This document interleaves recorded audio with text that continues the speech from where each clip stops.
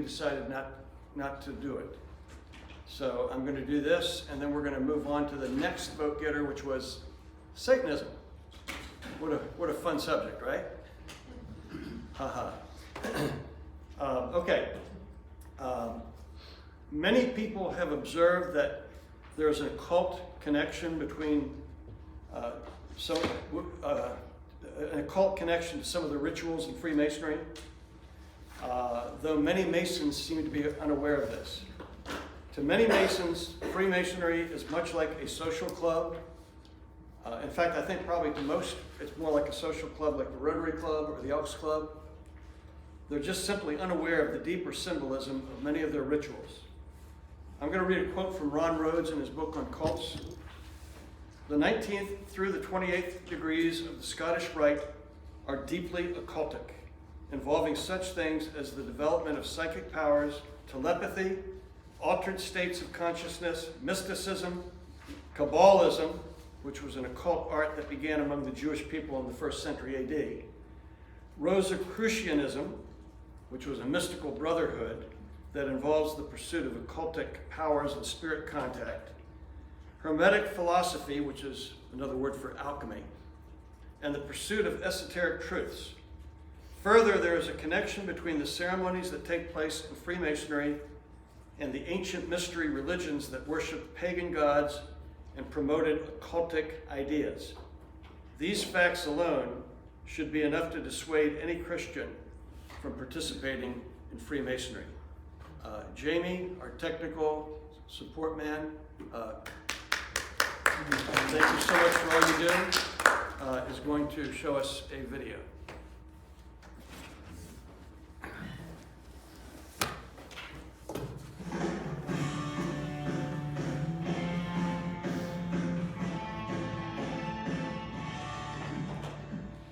Freemasonry is the best kept secret in the Christian town. Even Freemasons themselves, the large majority, are ignorant of Freemasonic teaching. So when you're approaching a Mason and you're approaching the issue of Freemasonry, you're going to be dealing with the problem of ignorance. However, once educated, the Freemason is faced with Christ or the Lodge. And I hold that you cannot be a Christian and an informed Mason at the same time without being in some kind of rebellion against Yahweh. Why? First of all, there's some preliminaries. Christians affirm, and it is universally true, transculturally true, transchronologically true, that the biblical God is the only true and living God. And in Jesus Christ, we have the self-revelation of God in space and time. And Jesus says, I am the way, the truth, and the life. No one comes to the Father except through me. In order to become a Freemason, you must affirm belief in a supreme being. It matters not, according to Freemasonry, what your individual deity is. But you have to say yes to the question, do you believe or affirm in the existence of God? If you say no, you're out. You're blackballed. And you really do have white and black walls and take a vote. You must believe in a supreme being. It doesn't matter what the supreme being is. It can be Krishna, Allah, Brahman, Vishnu, God in quotes, etc. Now, Freemasonry will take these men who believe in different deities, even the Christian men, bring them into the lodge, and in ritual, and this is key, the canon of Freemasonry are rituals produced by grand lodges themselves. So they will take these men who believe in different deities and pray to the great architect of the universe.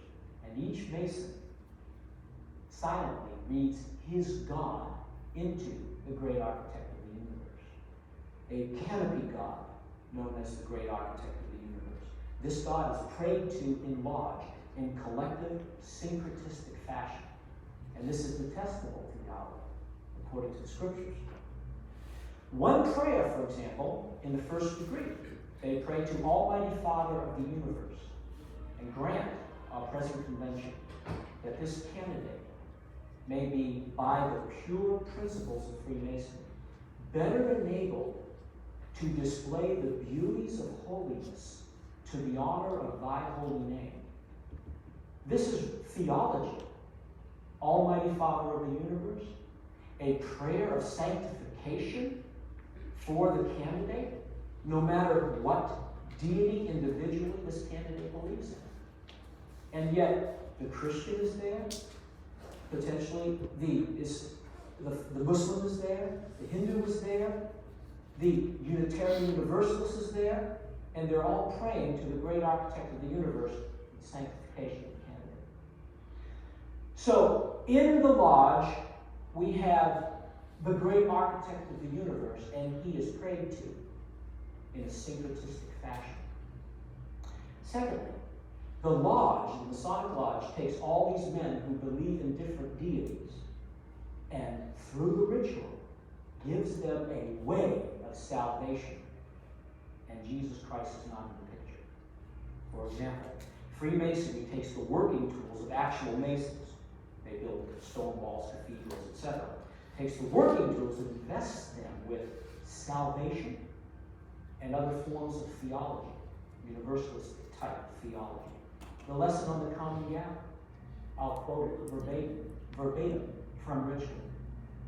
As operative Masons, they use the Common Gavel to break off the rough and superfluous parts of stones, thereby fitting them for the builder's use. But we, as free and accepted Masons, are taught the more noble and glorious purpose of divesting our hearts and consciences of all the vices and superfluities of life, thereby fitting our minds as living stones for that house not made with hands, eternal in the heavens, that spiritual building. What is going on here? Here's the scenario.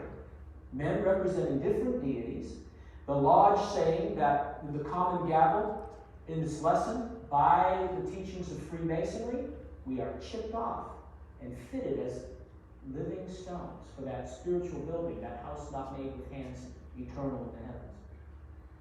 But if you look at 1 Peter 2:5, Christians and Christians alone are called living stones. Christians and Christians alone in 2 Corinthians 5:1 and following have the hope, only have the hope in Jesus that we will be fitted, that we will come to that spiritual building, that house not made with hands, eternal in the heavens. How dare the Masonic Lodge wrench these two biblical texts from their contexts, and apply them to those who reject Jesus Christ. And Jesus isn't even mentioned in the ritual. This is why Freemasonry is a non-Christian cult and is directly opposed to the gospel of Jesus Christ, and especially tied to the gospel, the purpose of the incarnation of the blessed Son of God, Jesus Christ. Finally, in the third degree, the candidate plays Hiram Abiff, a Masonic hero. Hiram, historically, they say, was slain by 3 ruffians in the temple, and he was raised by King Solomon with the strong grip of a master mason. Symbolic of the candidates now, the candidate playing Hiram in this death and burial and resurrection scene. Symbolic of the candidate identifying with the death, burial, and raising of Hiram Abiff. And in many a Masonic ritual, we are taught, or candidates are taught, to imitate the great Grand Master Hiram Abiff, that we too may achieve immortality.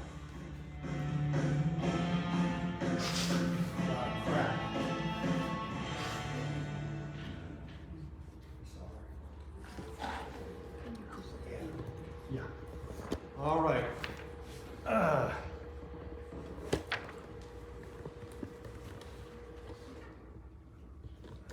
Satanism. All right.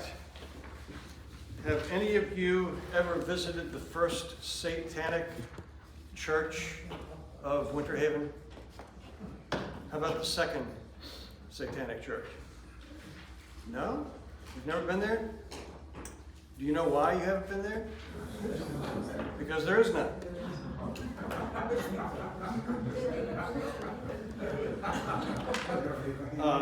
There is no Satanism denomination or world headquarters. The Satanists who are in the world are not an organized group of people, but rather a group of people who are loosely associated because of a similar belief system. Okay? As Ron Rhodes says in his book on cults, Satanists come in many different sizes and shapes. Now, Satanism can be defined as a form of religious belief and expression holding to the worship of Satan, whether Satan is defined as a supernatural person, a deity, the devil, a supernatural force, a natural force, or most commonly, the self. Unquote. Another possible definition is the belief in and deliberate invocation and worship of Satan as a supernatural personal being. And now, like the Unitarian Universalists and the New Age religionists, there's probably a huge difference of opinion as to what constitutes the religion of Satanism. And no two definitions are alike. Some Satanists believe what the Bible says about Satan and God. But they've given their allegiance to Satan. Others believe that there is a sort of a dualism in which God and Satan are equal, but opposite spiritual forces, either of which people can use to achieve their goals in life. Still, others believe Satan to be a force that governs the world of nature. This force can be used to achieve one's personal desires in life. Still, others use Satanism as a way to symbolize their rejection of the Christian faith. So, because Satanism is not a one-size-fits-all kind of religion, researchers have divided Satanism into a number of general categories, and I've taken these from Ron Rhodes' book, The Challenge of the Cults. First of all, there are what we call traditional Satanists. These people are very secretive, and they usually operate in association with a satanic or occult group. Okay? Their sacred rituals mimic those of Christianity, or more precisely, Roman Catholicism. But everything is reversed or perverted. For example, they put animal blood in a communion cup. And they say the Lord's Prayer backwards. And so what they do is they disrespect Christianity and they mock the Christian church. Second type of Satanists are what are called self-styled Satanists. Now, these people are not affiliated with any satanic or occult group, but they make up their own home-styled brand of Satanism based on books that they have read on the subject. Okay, I like that home style, you know. This group is typically comprised of alienated teenagers who don't fit in with other teens. You know any of those? They turn to Satanism or the occult to overcome this sense of alienation. According to one FBI report, and I quote, "For these teenagers, it is the symbolism, not the spirituality, that is important," unquote.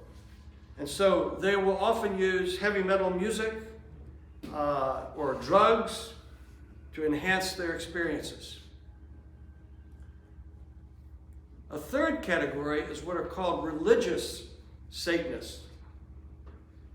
This group is comprised of actual members of satanic churches, such as Anton LaVey's First Church of Satan, which we're going to talk about a little bit, or Aquino's Temple of Set, and we'll be talking about that under Roots of Satanism below. They prohibit the ritualistic harming of living beings and prohibit illegal activity. The people in this grouping are hedonists who indulge in what the Christian church called the 7 deadly sins, which we all engage in, right? It's a joke. Greed, pride, envy, anger, gluttony, lust, and sloth. Gee, sounds like the average church member. Because they gratify the self. The fourth type of Satanist is what I call the dabbler. These people are usually young people who are in the experimental stage reading satanic literature. For example, the Satanic Bible. Have you ever heard of the Satanic Bible before? They listen to satanic rock music. They play occult-related games, such as, anybody have any ideas? Dungeons and Dragons. Dungeons and Dragons, exactly. Give this man a gold star. Or using a Ouija board. Have you ever used a Ouija board? I did when I was a boy. Had no idea what I was doing. They may engage in homemade rituals involving blood pacts and possibly animal sacrifices. Did anybody, any of you guys, were you like me? You actually became a blood brother with somebody? Anybody do that? I was a blood brother just when I was a kid. I think Angelina Jolie does that, or did that. Angelina, yeah, and that was really strange because Angela, when she was with Billy Bob Thornton, they had a vial of blood around their necks. You know, that's kind of strange to me. I mean, I don't know about you. Well, Consider the subject matter, I mean. Angelina Jolie is strange anyway. Yes. But there's a fifth group called outlaw Satanists. These people worship the devil and focus on drug use, heavy metal music, and vandalism. The typical member is usually young, about 15 to 25 years old, socially alienated, and held together by a charismatic leader. According to Ron Rhodes, these are generally socially deviant individuals who use drugs and sometimes commit violent acts. The group is more or less, and this is Rhodes speaking, a means to vent youthful hostilities. Okay? And then there's a final group, which Rhodes calls psychotic Satanists. These sad folks are mentally deranged. Sometimes they claim to hear voices. You ever read about people like that? You know, they go on mass shootings and they say somebody told them to do it.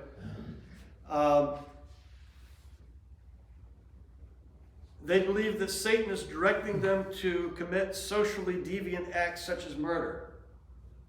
You may recall Richard Ramirez. Remember him? He was the so-called Night Stalker back in 1985 in Southern California. Anybody remember that far back? You're saying, no, Bob, I can't remember what I had for dinner last night. Much less 1985. What did I have for dinner last night? Oh, I can't remember either. Anyway, Richard Ramirez would break into homes, murder the residents, and leave behind a crudely drawn bloody pentagram inside of a circle. You remember that? Remember reading about that? And at his arraignment, he cried out, "Hail Satan!" Well, even though there are different groups of Satanists, don't be deceived into thinking that this is a religious movement including a large number of people. You know, say millions of people. Their existence has tended to be sensationalized in the media and in movies. Some also believe that there's a vast satanic conspiracy involving satanic ritual abuse. Have you ever heard of that before? SRA. Ron Rhodes writes, and I quote, "The reality is that the total number of people in the world who describe themselves as Satanists probably comes to fewer than 6,000, which I think is a ridiculously low figure, by the way. though it is hard to be precise because of the highly clandestine character of many Satanists. To me, that figure seems to be way on the low side. But then again, nobody knows because they don't keep church rolls, all right? You may have heard the joke about the dyslexic Satanist. He sold his soul to Santa.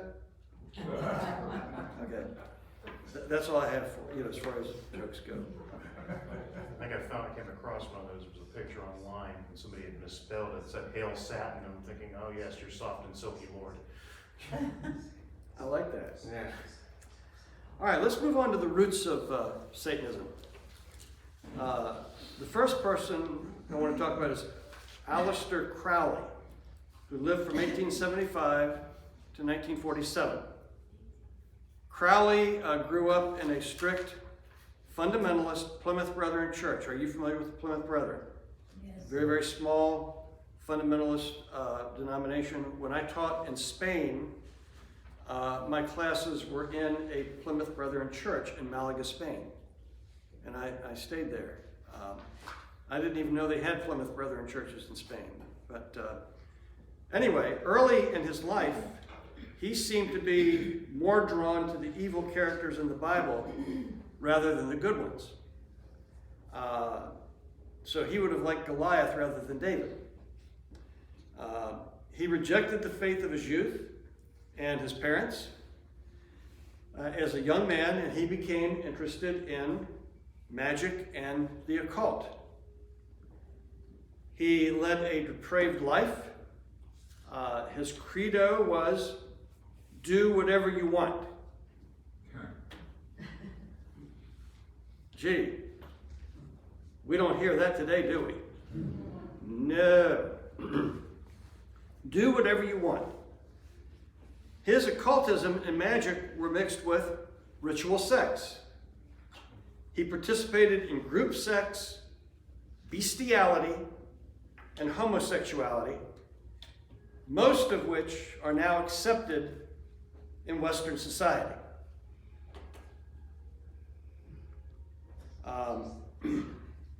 Some of you may remember the good old days when the American Psychological Institute, or whatever it is, what is it called? Well, anyway, they considered homosexuality was considered a perversion at one time. The good old days. Anyway, he claimed that through his sex rituals, he came into contact with demonic spirits and even had sexual relations with them. He also experimented with drugs to enhance his contact with demonic spirits. Now, Crowley was a world traveler. He was an adventurer. He climbed mountains. And while he was in Cairo, Egypt, he claimed to have a revelation from a guardian angel, which became the basis of his book, which is entitled The Book of the Law. In 1909, he published another book called Equinox, whose ideas are foundational to modern Satanism. And so he was incredibly influential in the movement. Now, you probably have never heard the name Aleister Crowley today. He's very little known, but he was very influential, particularly in British popular culture. For example, he was the inspiration for characters in several novels of the early 20th century. I bet you didn't know that. He was also included as one of the figures on the cover of the Beatles' 1967, anybody have this album? Or maybe you had it? Sgt. Pepper's Lonely Hearts Club Band? Remember that?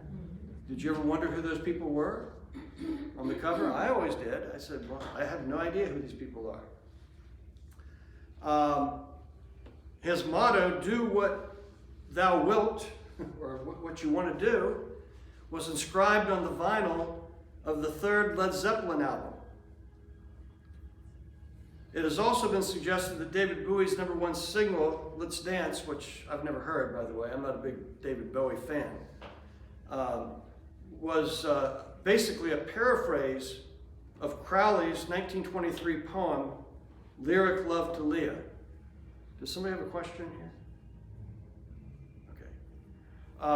And last but not least, Ozzy Osbourne. I know that he's probably a Christian role model to many of you. Wrote a song in 1980 titled Mr. Crowley. Guess who that was about? All right. Next character, Anton LaVey, who lived from 1930 to 1997. He is the most well-known person in Satanist circles today. As a young person, he was quite put off by the hypocrisy that he saw in many Christians, and thus became quite cynical towards Christians and Christianity. In the 1950s, he and his wife would entertain other like-minded people. He founded the Church of Satan and the religion of Satanism.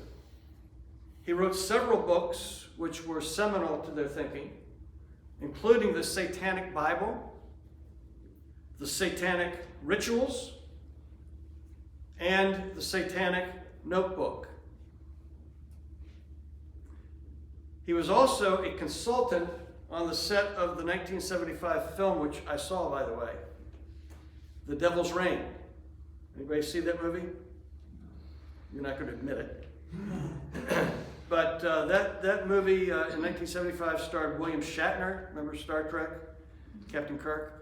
Tom Skerritt from, he was on MASH, the original MASH. Ernest Borgnine, remember Ernest Borgnine, McHale's Navy? And Eddie Albert. What's that? Oh. Little side note here. John Travolta made his film debut in a minor role in that movie. Yeah, don't blink, you'll miss it.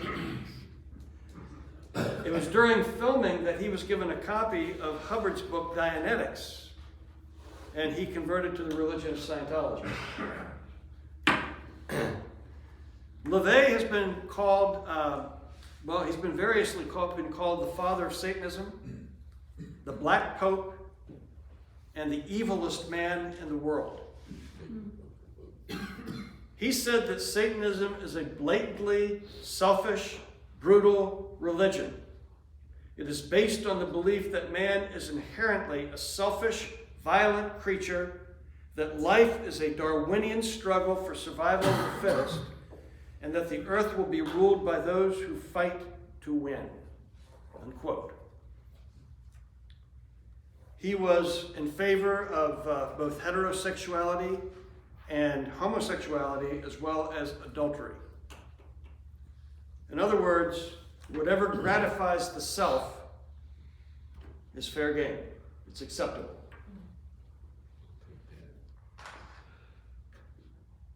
He developed a satanic creed for the church, which he titled The 9 Satanic Statements. I'll go ahead and give these to you. Number 1, Satan represents indulgence instead of abstinence. Satan represents indulgence instead of abstinence. Number 2, Satan represents vital existence instead of spiritual pipe dreams. Satan represents vital existence instead of spiritual pipe dreams. Number 3, Satan represents undefiled wisdom instead of hypocritical self-deceit. Raise your hand if you need anything repeated. Yes. Satan represents undefiled wisdom instead of hypocritical self-deceit. Number 4, I love this one. Satan represents kindness to those who deserve it instead of love wasted on ingrates. Just the opposite of the Christian message, isn't it? Satan represents kindness to those who deserve it instead of love wasted on ingrates. 5, Satan represents vengeance instead of turning the other cheek.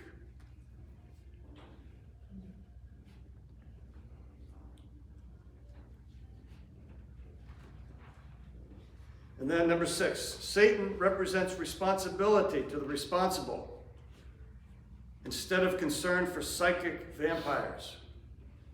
I think he's a Republican. Satan represents responsibility to the responsible instead of concern for psychic vampires.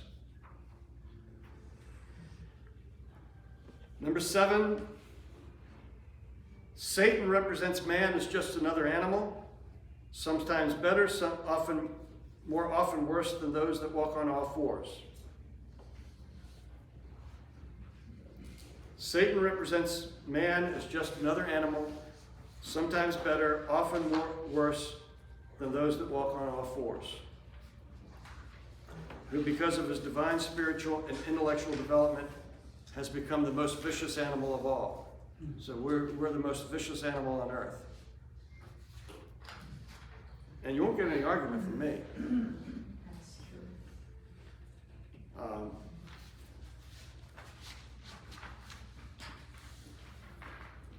And I think that probably some of us could agree with some of this stuff. Really, yeah. Could you repeat the first one? Satan represents indulgence instead of abstinence. Okay, and then number 8, Satan represents all the so-called sins as they lead to mental, physical, or emotional gratification. Satan represents all the so-called sins as they lead to physical, mental, or emotional gratification. And then number 9, Satan has been the best friend the church has ever had, as he has kept it in business all these years.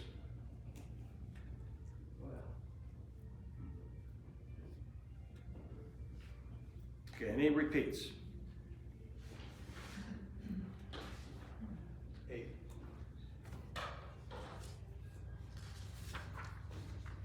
Satan represents all the so-called sins as they lead to physical, mental, or emotional gratification. All right. Anyway, Anton LaVey is not a guy that you really want to know much about. The Temple of Set, just very briefly, this cult is an occult initiatory order founded in 1975 by Michael Angelo Aquino. He was a high-ranking member of Anton LaVey's Church of Satan. He claimed to have received a revelation from Satan telling him to found a new organization that would worship the true power of darkness. So he's breaking away from Anton LaVey's church. According to Aquino, Satan revealed that his true name is Set, which had been a name used by his followers back in ancient Egypt. Setians believed in the existence of magic as a force that can be manipulated by ritual, and Aquino called these rituals black magic. All right. Let's move on to ritual sacrifices. Yeah. Before we leave roots of Satanism, it's just, are you saying that this is the modern roots of Satanism? Because I cannot believe that Lucifer was not active before 1875. Oh, I have no doubt. I have no doubt. But I think I'm calling this the roots of modern Satanism. Okay, all right, that makes more sense. Thanks. I mean, I'm sure that there was Satanism in the 3rd century, 4th century, and on and on. All right. But That's all I I'm wanted to thinking clarify. Satanism as we know it today. Anton LaVey, I mean, his, what do people know about Satanism today? From the Satanic Bible, the Satanic Rituals, the Satanic Notebook, that's where they get this stuff. Okay. Ritual sacrifices.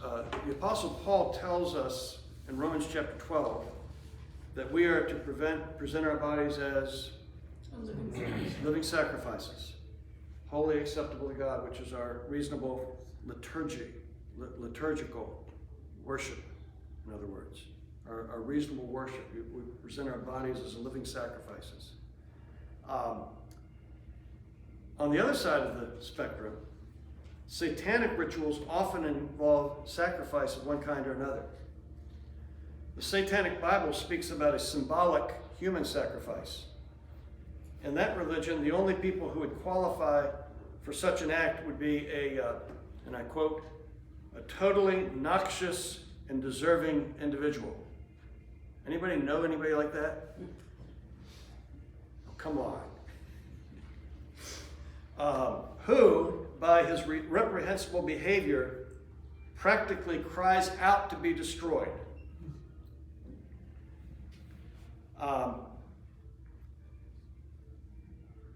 I actually, and I can identify with this a little bit. I mean, I'm the one that came up with the idea of having death rays on your car hood.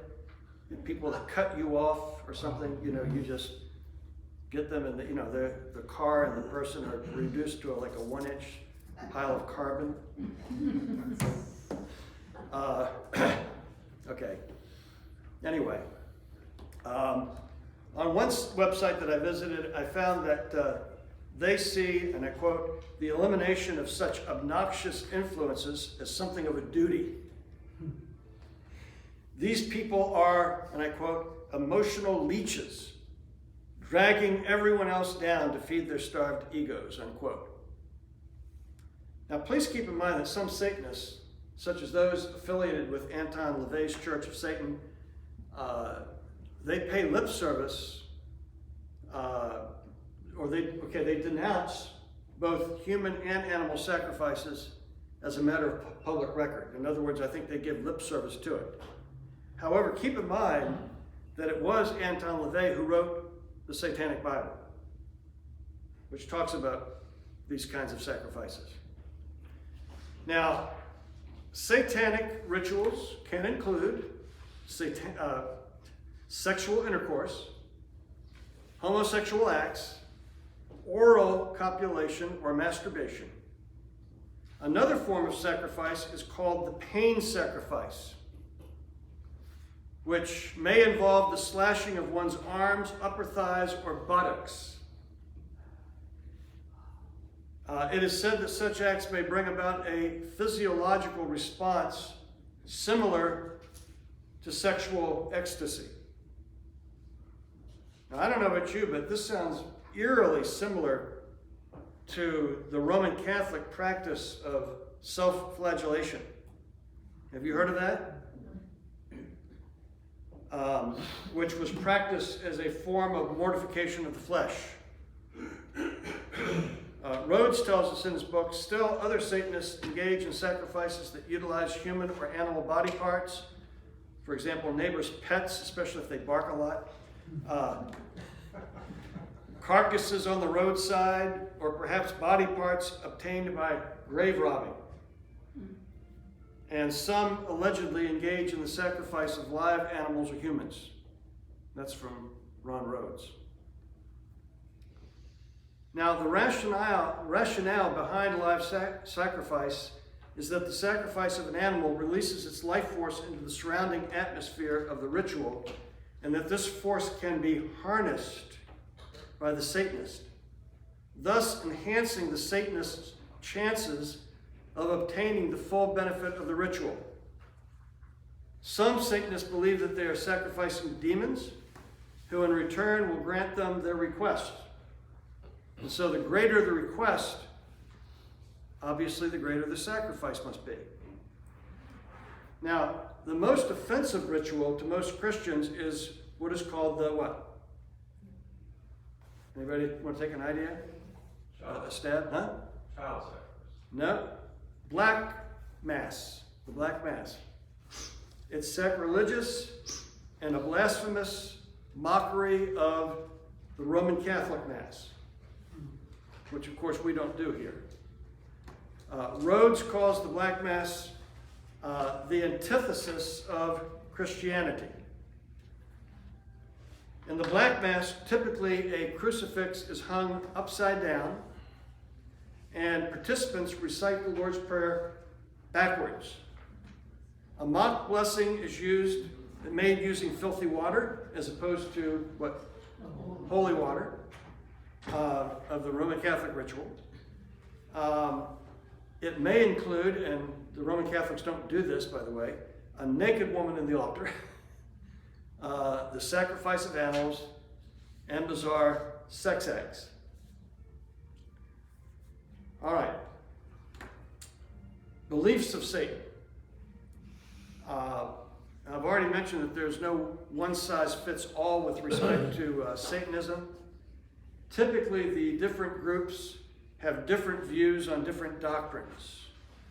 Ron Rhodes, in his book, and this is really a good book. If you don't have it, this is probably the best book available right now. It's called The Challenge of the Cults. It lists statements that summarize the doctrines held by many Satanists. I'm just going to read these off. Number one, the Bible is a stupid book of fables. The Bible is a stupid book of fables. It is full of contradictions and falsehoods. According to Anton LaVey, remember him?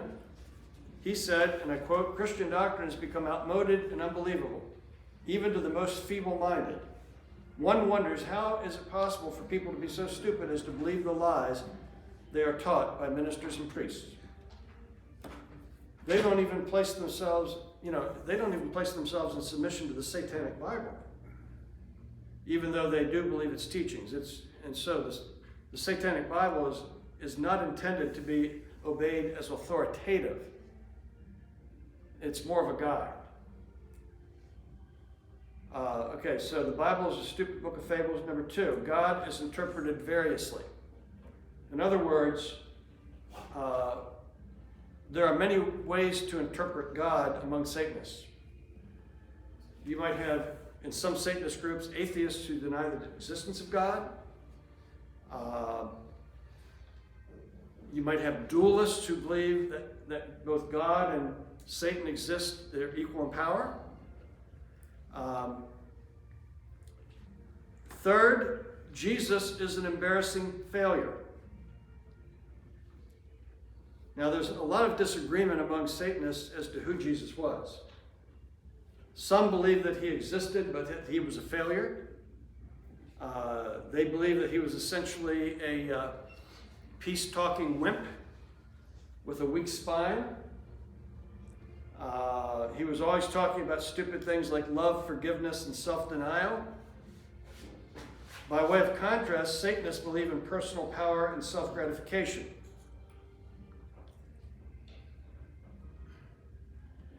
Some Satanists even engage in rituals that are an open mockery of Jesus and the Bible. And then other Satanists deny that Jesus even existed. Have you ever heard that before? They say that he is a mythological figure with no historical basis. Gee, I think you can get that in the PCUSA, can't you? Of the United Methodist Church. Am I right?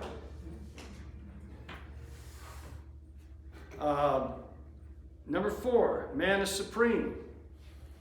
The individual self is supreme above all else. Self-fulfillment, self-indulgence, self-exaltation, and hedonism are the priorities.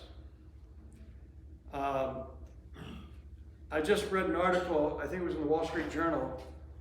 I don't know if you read this, but it's about a singer, and I can't remember her name. I'd never heard of her, but she had recently become divorced. And she said that from now on, it's all about me. Does that sound familiar? Gen X. What's that? Gen Y. Was that the lady? No. Oh. Generation Y. It's all Oh, about okay, Gen Y, okay. Fifthly, there is no sin. Surprise, surprise, surprise. Since they do not believe in the biblical teaching of human sin, there's no need to be saved. There's no need for a Savior. Sin was invented by Christians to keep Christianity in business. I mean, if there was no sin, would you be here today? Why come to church if there's no sin? And Sounds a little like Karl Marx. there you go. You know, the teaching that Jesus died on the cross to save people from sin is just a huge myth, according to them. If anything, the picture of Christ on the cross is pathetic, and it's an embarrassing example of weakness. And so, to the Satanist, instead of worrying about stupid things like sin, people should do what they want and pursue self-fulfillment and self-indulgence. And I think I'm just going to go ahead and say that the Schlitz beer commercial from 1970 is the perfect mantra for Satanists. You know what it is? You only go around once in life, so grab for all the gusto you can. I'm convinced that that's the mantra of some Christians.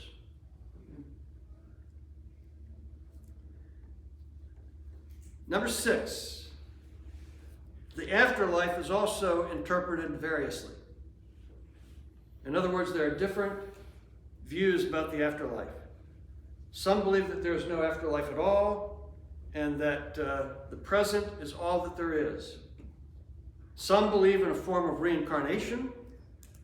Others believe that Satan will eventually defeat God, after which Satanists will spend eternity in Satan's great kingdom of hell.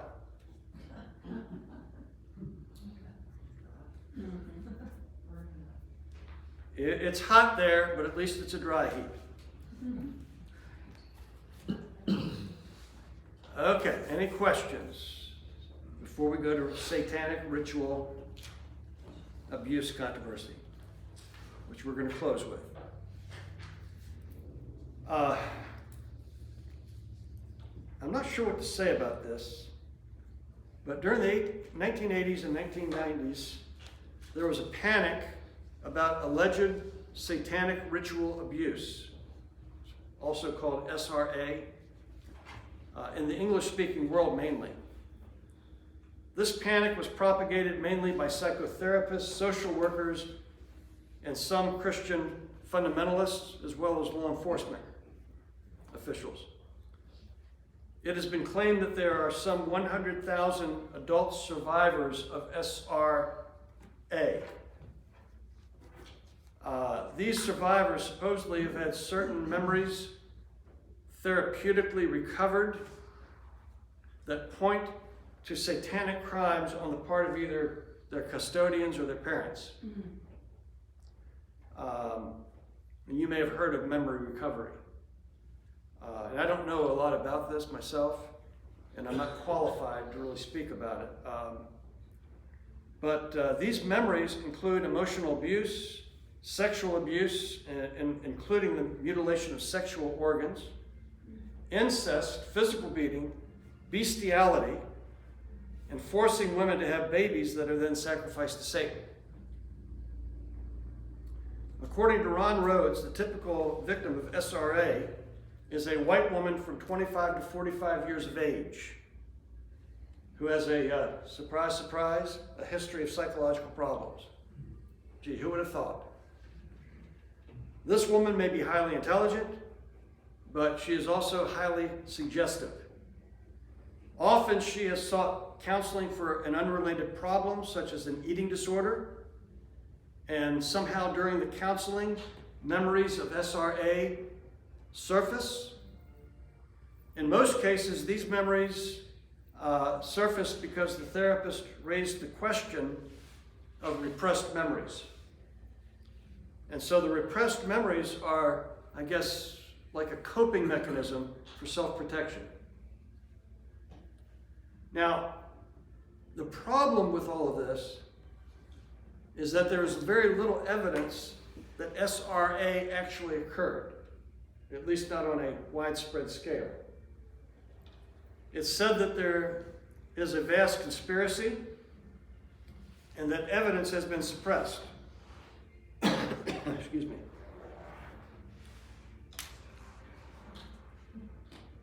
However, I think that if supposedly there are over 100,000 people who have been victimized by SRA, that you would think that there would be at least some substantial evidence available, right?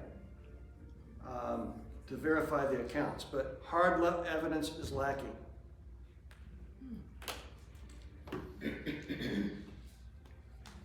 Now, having said that,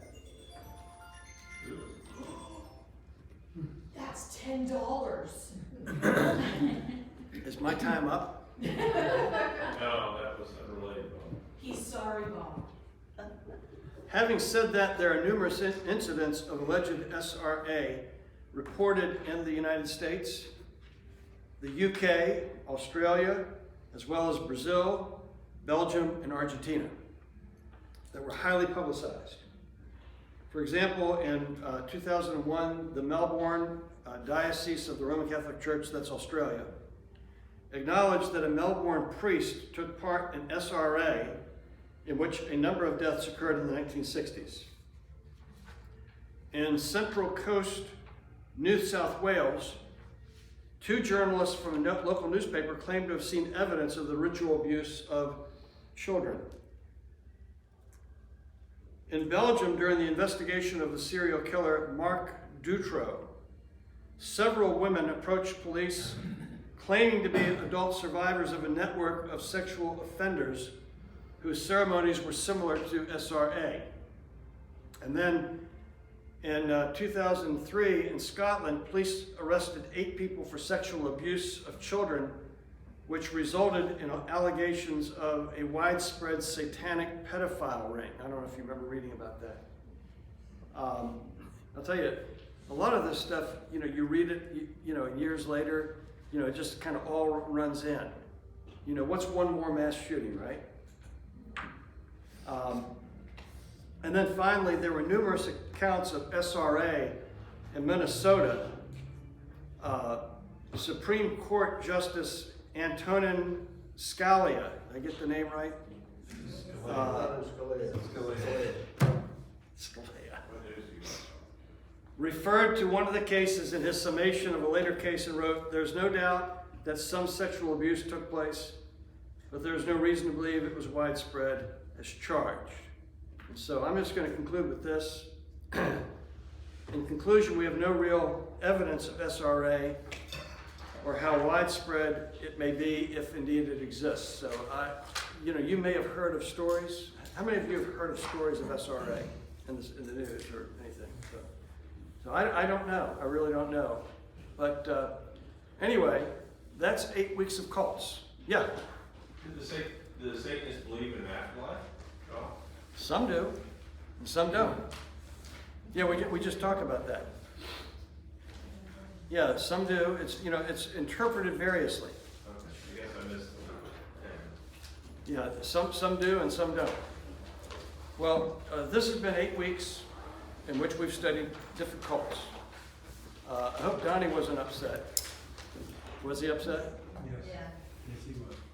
Well, I know. And that's why we didn't do it in detail. But, I'm not going to say it's not a cult. If it is, it's got occult connections. So, now the thing is, most Masons are not even aware because they're not that far along. To them, it's more like a social club. Yeah. The AA, Alcoholics Anonymous, uses that same term, belief in a higher power as you see him. Yeah. Now, anybody else want to say anything about that? Yeah. I'm just curious, in all your research of Satanism, was there any reference to the increase of human trafficking tied with? I did not. You did not see I any think that they're two correlation? different things. Okay, I think human trafficking, the intent is to make money off of these women.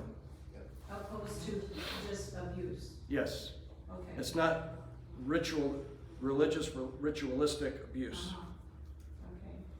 Okay. And again, I'm just touching the surface.